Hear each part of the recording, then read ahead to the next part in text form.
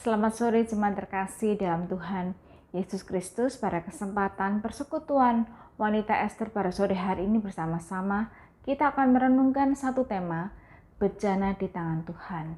Mari sebelum kita masuk dalam perenungan firman Tuhan pada kesempatan sore hari ini, kita boleh merendahkan hati kita di hadapan Tuhan. Kita akan berdoa bersama-sama. Mari kita berdoa. Bapa di dalam kerajaan surga, Tuhan yang begitu mengasihi kami, Tuhan yang senantiasa memelihara hidup kami sampai dengan hari ini. Kami sungguh bersyukur atas segala karya-Mu, atas segala penyertaan-Mu, atas proses yang Tuhan berikan di dalam hidup setiap kami.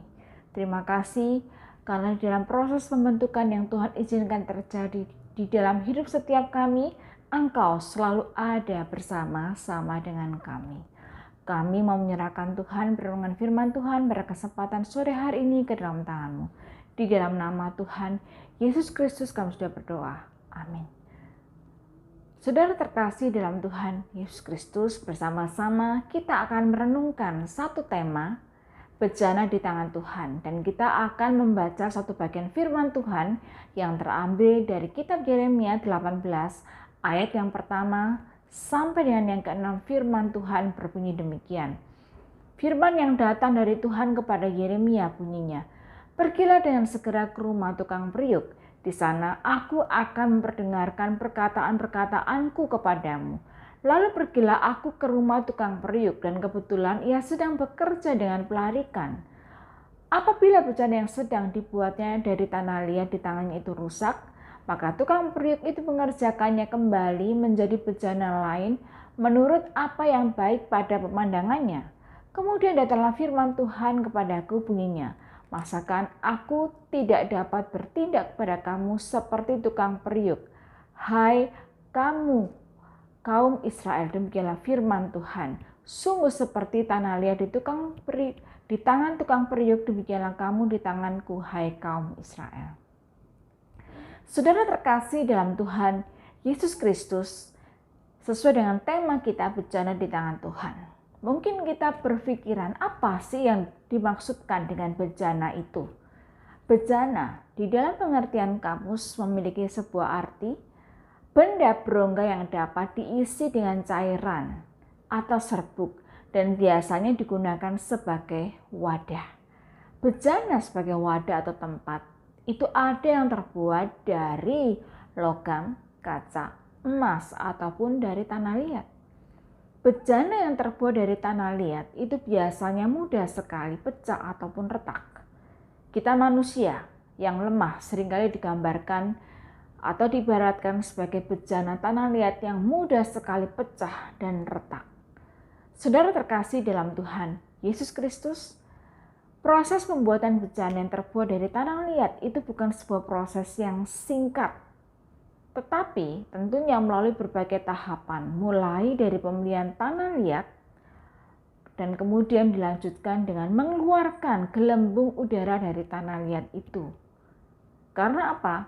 Gelembung udara yang tersisa dalam tanah liat itu dapat memuai pada waktu dibakar sehingga dapat merusak bentuk ataupun menimbulkan keretakan. Kemudian setelah selesai dikeluarkan gelembungnya, lalu kemudian mulailah tanah liat itu diletakkan pada meja atau roda yang berputar. Meja akan diputar sedemikian rupa untuk membentuk tanah liat menjadi benda yang diinginkan. Dan setelah menjadi benda yang diinginkan, maka kemudian baru siap untuk dibakar pada suhu tertentu. Proses pembuatan benda dari tanah liat membutuhkan waktu yang tidak singkat, melalui berbagai macam tahapan. Demikian pula dengan kehidupan kita sebagai orang percaya. Di dalam proses kehidupan kita, tentunya kita melalui tahap demi tahap, selangkah demi selangkah harus kita jalani. Itu adalah satu tahapan kehidupan yang normal. Tidak ada orang yang mampu dan dapat berjalan dua langkah sekaligus. Pembentukan diri kita baik secara fisik, sifat, karakter, pola pikir, tingkah laku itu tentu saja berproses setahap demi setahap. Ada satu quote yang menarik yang menyatakan demikian, kita tidak langsung terbangun menjadi seekor kupu-kupu. Pertumbuhan adalah sebuah proses. Kupu-kupu dimulai dari ulat. Ulat menjadi kepompong. Lalu dari kepompong itulah baru terbentuk seekor kupu-kupu. Saudara terkasih dalam Tuhan Yesus Kristus, di dalam bacaan teks firman Tuhan hari ini, di dalam Yeremia 18, dikatakan bahwa Tuhan itu memerintahkan Yeremia untuk pergi ke rumah seorang tukang periuk. Tuhan ingin memberitahukan bahwa proses kehidupan manusia itu mirip seperti bejana yang sedang dibuat oleh seorang tukang periuk. Tanah liat tidak secara otomatis menjadi bejana yang indah, tetapi tanah liat harus melalui sebuah proses sehingga menjadi bejana yang indah. Ada berbagai tahapan yang harus dilakukan. Jika satu langkah saja dilewatkan, maka tentu saja benda yang dihasilkan itu tidak akan indah, tidak akan baik. Mungkin saja bejana itu ketika dibakar menjadi kurang bagus, menjadi retak-retak, tidak dapat bertahan lama. Mungkin ada kekurangan di sana-sini. Tetapi yang menarik adalah bahwa ketika bejana tanah liat itu rusak, si tukang periuk tidak membuang begitu saja. Dia bisa membentuknya kembali, memproses kembali supaya menjadi benda yang lebih baik. Saudara terkasih dalam Tuhan Yesus Kristus, kalau kita kembali kepada saat Tuhan menciptakan setiap kita sebagai manusia, sebagaimana dikatakan di dalam Kejadian 2 ayat yang ke-7, bahwa Tuhan Allah itu membentuk manusia dari debu tanah dan menghembuskan nafas hidup ke dalam hidungnya. Dan kemudian dikatakan bahwa manusia itu menjadi makhluk hidup. Tuhan dapat dikatakan bahwa dia seperti seorang tukang periuk. Seperti halnya tukang periuk yang punya hak mutlak atas tanah liat, demikian pula kita manusia di tangan Tuhan. Tanah liat itu adalah benda mati yang tidak bernyawa. Tukang periuk punya hak penuh, punya kekuasaan penuh atas tanah liat itu. Dan kekuasaan itu tidak terbatas. Tidak ada tanah liat yang dapat menghentikan tukang periuk. Tidak ada tanah liat yang bisa protes kepada tukang periuk. Karena dia adalah benda mati.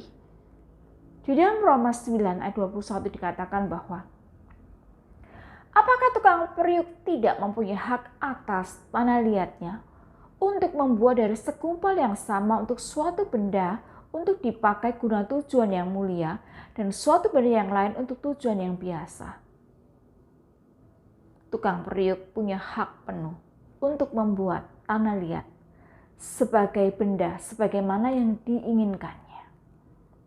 Saudara terkasih dalam Tuhan Yesus Kristus, jika tukang periuk itu punya hak atas tanah liat, maka Tuhan itu sebagai pencipta kita, Dia juga memiliki hak mutlak atas hidup kita. Di dalam Roma 9 ayat yang ke-20 dikatakan, siapakah kamu hai manusia, maka kamu dapat membantah Allah. Dapatkah dibentuk berkata kepada yang membentuknya, mengapa engkau membentuk aku demikian? Kita ini sama seperti bejana yang diciptakan Tuhan dengan cara yang sempurna. Selama kita hidup, kita pasti akan terus mengalami proses pembentukan seperti bejana di tangan tukang periuk. Hidup kita tidak dikendalikan oleh kebetulan atau keberuntungan, tetapi dikendalikan oleh Tuhan. Dia yang mengatur keadaan yang membentuk atau memproses kehidupan kita. Terkadang kita mungkin bertanya tentang kehidupan kita. Atau mungkin kita juga pernah berpikir bahwa Tuhan itu tidak adil kepada kita. Tetapi pada suatu saat kita akan menyadari satu kebenaran. Sebagaimana dikatakan di dalam Roma 8 ayat 28, bahwa Allah itu bekerja di dalam segala sesuatu untuk mendatangkan kebaikan bagi mereka yang mengasihi Dia, yaitu mereka yang terpanggil sesuai dengan rencana Allah. Tuhan memproses hidup setiap orang percaya melalui berbagai peristiwa, berbagai momen di dalam kehidupan mereka. Tuhan bisa memproses kita melalui anak-anak kita. Tuhan juga bisa memproses kita melalui tantangan di dalam pekerjaan kita misalnya. Tuhan mungkin juga memproses kita di dalam kegagalan kita. Dia juga mungkin memproses kita di dalam kekecewaan kita, di dalam rasa sakit hati kita, di dalam persoalan rumah tangga kita. Mungkin juga melalui penyakit kita yang tidak kunjung sembuh, ataupun melalui peristiwa di dalam kehidupan kita sehari-hari, atau di dalam masalah-masalah lain. Tuhan itu punya 1001 macam cara untuk memproses setiap orang percaya. Caranya tentu saja berbeda-beda, karena Dia sangat mengenal kita. Tuhan sangat tahu apa yang mendatangkan kebaikan bagi kita pribadi lepas pribadi. Ingat, di dalam setiap persoalan yang kita hadapi, Tuhan itu sedang melihat saudara dan saya. Dia sedang melihat kita. Dan Tuhan itu tetap menyertai kita. Dia juga mendengar kita. Bahkan Dia sanggup mencurahkan kasih-Nya yang sempurna kepada kita. Tuhan itu begitu mengasihi kita. Saat ini, Dia sedang membentuk saudara dan saya sesuai dengan rencananya, yaitu rencana yang indah dan sempurna. Dia ingin menjadikan kita menjadi bejana yang dibentuk oleh tangan-Nya, menjadi bejana yang indah dan sempurna. Dan biarlah setiap kita dengan rendah hati meresponi proses yang Tuhan izinkan terjadi di dalam hidup setiap kita. Tuhan tidak pernah merancangkan hal yang buruk di dalam hidup saudara dan saya, melainkan satu rancangan yang indah dan sempurna, sebagaimana yang dikatakan di dalam Yeremia 29 ayat 11 sampai dengan yang ke-12. Firman Tuhan berbunyi demikian. Sebab aku ini mengetahui rancangan-rancangan apa yang ada padaku mengenai kamu. Demikianlah firman Tuhan, yaitu rancangan damai sejahtera dan bukan rancangan kecelakaan, untuk memberikan kepadamu hari depan yang penuh harapan. Dan apabila kamu berseru dan datang untuk berdoa kepadaku, maka aku akan mendengarkan kamu. Ingat, selalu ada proses untuk menjadikan saudara dan saya jauh lebih indah dan lebih baik. Biarlah renungan singkat pada kesempatan sore hari ini mengingatkan setiap kita. Saudara dan saya adalah bejana di tangan Tuhan. Dan Dia ingin memproses setiap kita, supaya semakin hari kita menjadi semakin lebih indah, lebih baik untuk kemuliaan-Nya. Amin.